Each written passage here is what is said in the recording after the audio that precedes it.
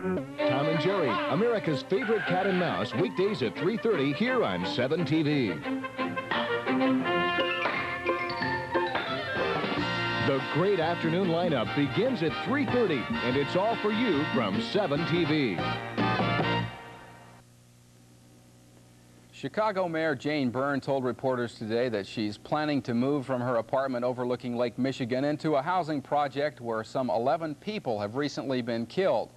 Byrne, who will receive extensive police protection, says she's not afraid. Carol Bogart has the story.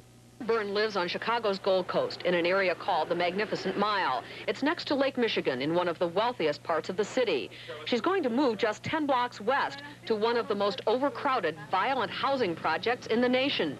It's called Cabrini Green. 14,000 people live here in a 6-block area. In the last few weeks, 10 have been killed and 35 wounded, most as a result of gangs shooting it out for control of the drug trade and prostitution. But some are innocent victims. Larry Potts was one of these. He'd been practicing on the drums behind a covered window. Someone fired blindly through that window. Potts was killed. Byrne says she and her husband will move in next month. She's been criticized for failing to live up to a campaign pledge to clean up the neighborhoods, but Byrne says the move to Cabrini is not political. I'm really not afraid over there at all. And I think what you have to prove is that you don't have to be afraid. And I'd like to stimulate that with the people that live there. If people want to say that it's vote getting or whatever they want to say, then I would suggest that whoever says it take the next apartment. Cabrini residents have mixed emotions about having the mayor as a neighbor. She could get sniped too. She's not no different. She's just a different color. The mayor says she'll live in Cabrini as long as it takes to clean it up. Carol Bogart for ABC News, Chicago. As many as 5 people are dead from a fire that flashed through a 3-story apartment building in New Orleans last night. The late-night fire destroyed the apartment stairway and trapped residents on the upper floors of the 3-story building. Police estimate that as many as 30 people were forced to jump from the 2nd and 3rd floor windows, and as many as 9 of them were injured while escaping the blaze. Authorities say neighbors performed rescues by repeatedly braving flames and re-entering the building to save residents. But despite rescue attempts, at least 3 children perished and 2 people are still missing. Well, a new phase in solar-heated homes has begun in Omaha.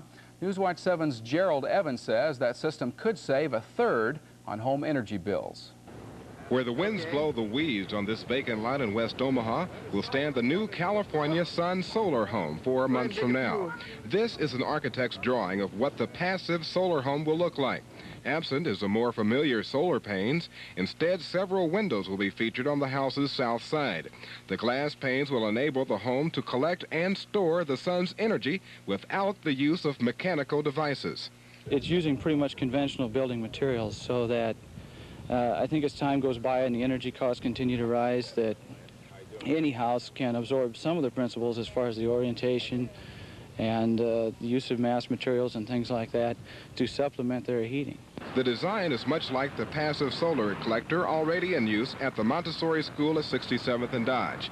The major difference in this design is that the school's heat is stored in barrels containing water instead of in the walls and in the flooring at the solar home.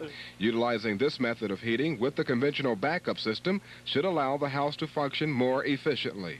There's really no maintenance. The house itself is the solar system, so that you don't scare off the people that are worried about some complicated solar system, you know, and the problems that it might be involved with it. When this house, valued at about $100,000,